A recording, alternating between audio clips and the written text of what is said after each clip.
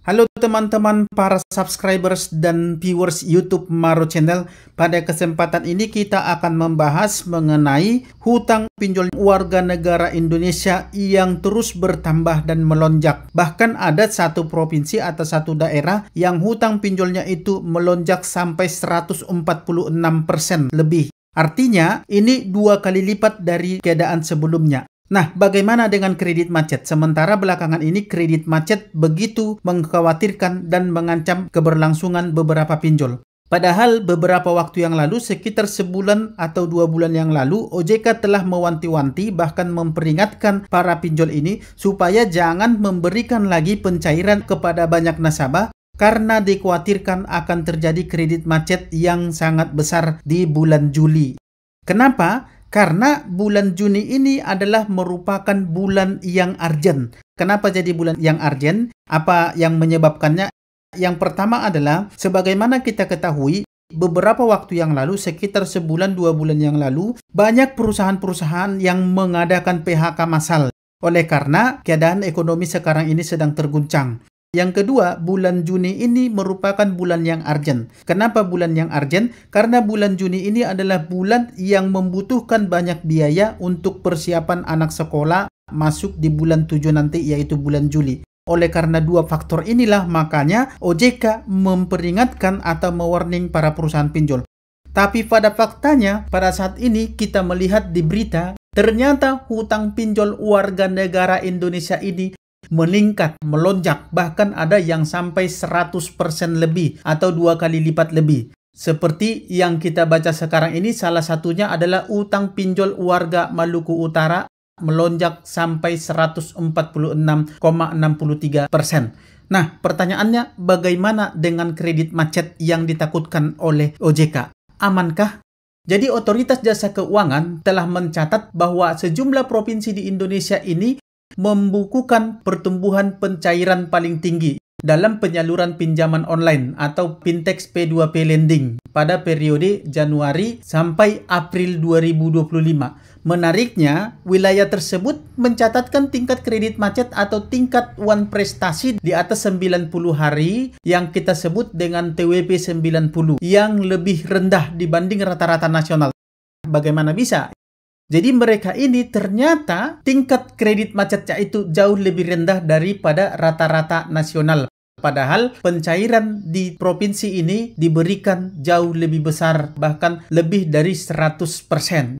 Nah, outstanding pembiayaan ini per April 2025 dengan TWP relatif kecil dicatat oleh 3 provinsi di wilayah Indonesia Timur, yaitu Maluku Utara, pertumbuhannya sekitar 146%, artinya 2 kali lipat lebih, bahkan hampir 2,5 kali lipat, dengan TWP 91,01%.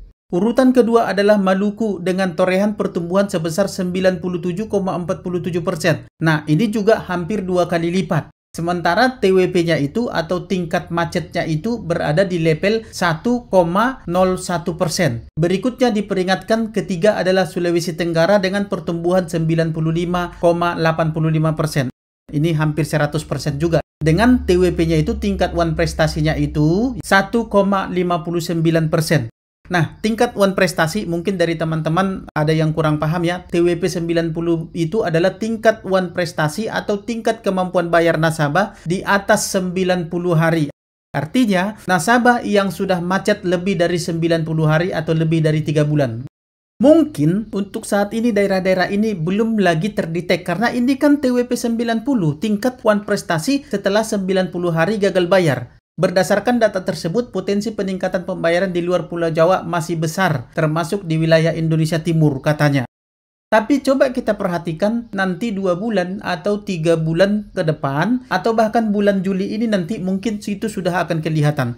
Karena setelah 60 hari, bahkan setelah 90 hari, barulah ini masuk ke pencatatan TWP 90, tingkat wan prestasi 90, tingkat ketidakmampuan bayar nasabah setelah 90 hari. Jika tingkat wan prestasi ini naik terus, maka ini akan mengancam keberlangsungan banyak pinjol-pinjol di Indonesia ini. Dan pinjol-pinjol di Indonesia ini akan semakin terpuruk. Karena sebagaimana yang kita ketahui, belakangan ini pun sudah sangat terpuruk pinjol-pinjol ini.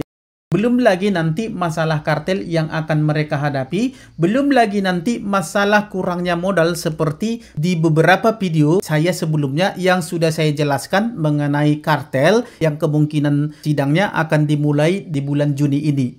Nah, kemudian mengenai masalah kurangnya batas bawah permodalan yang ditentukan oleh OJK bagi beberapa pinjol. Bahkan ada 12 pinjol yang tidak memenuhi tingkat terendah dari ketentuan yang telah ditetapkan untuk modal supaya bisa mendirikan perusahaan pembiayaan pinjol di Indonesia ini. Nah, kedepannya saya yakin ini akan terjadi kredit macet yang lebih besar lagi.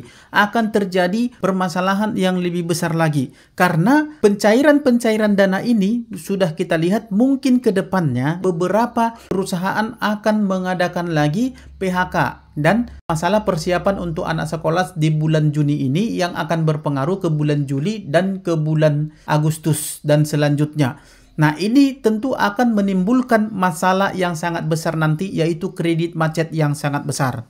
Nah, kalau kredit macet yang sangat besar ini nanti membludak, ini mencapai puncaknya, maka akan banyak lagi pinjol-pinjol yang bermasalah dan banyak pinjol-pinjol yang tutup karena kredit macet dan juga kekurangan modal dari para pinjol-pinjol ini. Belum lagi dengan masalah kartel yang akan disidangkan di bulan Juni ini. Jadi kita berharap semuanya ini segera ditangani oleh pemerintah supaya jangan terjadi lagi morat-marit seperti yang terjadi belakangan ini di masyarakat. Nah, bagi teman-teman, jika kalian ingin benar-benar pinjol ini supaya hengkang dari negara ini, kalian tahu apa yang harus kalian lakukan. Dan bagi teman-teman yang masih mau terus membayar pinjol, ingat, Anda tidak akan pernah lepas dari yang namanya jeratan setan pinjol. Karena dengan membayar hutang pinjol ini tidak akan pernah selesai. Seberapa banyak pun duit Anda, seberapa banyak pun harta Anda, seberapa banyak pun gaji Anda, jika Anda masih terus membayar pinjol, maka hutang pinjol Anda tidak akan pernah selesai. Justru yang ada hutang pinjol Anda nanti akan semakin membengkak kemana-mana dan Anda akan semakin terjerat ke dalam jeratan lumpur setan pinjol yang begitu menyengsarakan. Nah, bagi teman-teman yang belum sanggup untuk galbay, yang belum berani, yang masih takut-takut, yang belum tahu triknya, silakan bergabung ke grup WA P3N, Persatuan Pemberantas Pinjol Nusantara. Di grup ini ada begitu banyak teman-teman kalian dari berbagai wilayah yang ada di seluruh Indonesia yang siap untuk mendukung kalian, dan di grup ini kalian akan saling mendukung, saling support, saling memberikan informasi sehingga kalian tahu apa yang akan kalian lakukan dan kalian mendapatkan booster mental yang benar-benar bisa membuat kalian yakin dan pede dan berani untuk memulai galbay. Ingat, kalau kalian tidak berani untuk memulai galbay, maka kalian akan mendapatkan masalah yang sangat besar di ujungnya nanti. Bagi teman-teman yang mau join ke grup ini, silakan join lewat link yang sudah saya sematkan di kolom komentar video ini. Ingat, apa tujuan kita, apa yang kita harapkan, dan apa yang kita perbuat untuk bisa terlepas dari jeratan pinjol yang begitu menyengsarakan. Bukan hanya kita, teman-teman kita juga dan masyarakat Indonesia lainnya. Kita berharap ke depannya jangan terjerat lagi dengan jeratan setan pinjol. Karena kita sudah alami begitu menyakitkannya, begitu menyengsarakannya, begitu mental kita down, dan juga kita benar-benar stres dibuat oleh para debt collector pinjol ini. Dan ini benar-benar menyita waktu dan energi kita. Tentu kita tidak mau teman-teman kita di luar sana mengalami hal seperti ini, dan juga untuk keturunan atau anak-anak kita nanti atau saudara-saudara kita yang lain mengalami hal seperti ini lagi. Jadi hanya satu yang bisa menghambat pertumbuhan pinjol yang ada di Indonesia ini, dan saya yakin teman-teman tahu apa yang harus kalian lakukan. Karena kalau kita berharap kepada pemerintah, kita sudah melihat kinerja pemerintah selama ini. Yang ada hanyalah retorika-retorika seolah-olah mereka berpihak kepada rakyat. Tapi pada kenyataannya, sampai sekarang ini pinjol tetap seperti itu dari dulu sampai sekarang. Para debt collector tetap meneror para nasabah yang galbay dengan segala macam cara. Bahkan lebih gila lagi, lebih masif lagi, dan lebih barbar lagi sekarang ini. Jadi ternyata terbukti perkataan bahwa hanya kitalah yang bisa menghentikan pinjol-pinjol ini untuk menyengsarakan lebih banyak lagi hidup orang banyak. Satu-satunya cara yang bisa kita lakukan adalah galbay, mulai dari diri sendiri, lalu kemudian sebarkan atau bagikan video-video dari para konten kreator edukasi galbay supaya semakin banyak lagi nasabah-nasabah yang galbay, supaya pinjol-pinjol ini segera hengkang dari negara ini. Karena sudah terbukti begitu banyak penderitaan yang diakibatkan oleh para pinjol ini. Kalau bukan kita yang bertindak, siapa yang akan bertindak?